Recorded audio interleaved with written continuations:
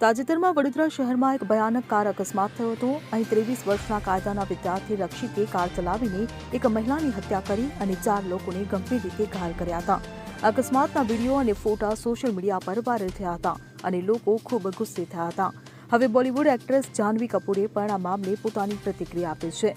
અકસ્માત પર નારાજગી વ્યક્ત કરતા જાહ્નવીએ તેના ઇન્સ્ટાગ્રામ પર એક પોસ્ટ શેર કરી છે, જેમાં અકસ્માત અને આરોપીના વર્તનની નિંદા કરતા જાહ્નવીએ કહ્યું હતું કે આ બધું નુકસાન ઝેરીલી વિચારસરણીને કારણે થઈ રહ્યું છે. ઉલ્લેખનીય છે કે વડોદરા કાર અકસ્માતનો વિડીયો વાયરલ થયા બાદ લોકોમાં ગુસ્સો છે. જાહ્નવી કપૂરની સાથે અન્ય લોકોએ પણ આ દુર્ઘટના અંગે આરોપી પર ફિટકાર વરસાવી રહ્યા છે. Bureau report CN24 news. હવે જુઓ દેશ દુનિયાની તમામ ખબરો તમારી આંગળીના ટેરવે. ઉઠાવો મોબાઈલ અને Google Play Store પરથી ડાઉનલોડ કરો અમારી CN24 ન્યૂઝ મોબાઈલ એપ.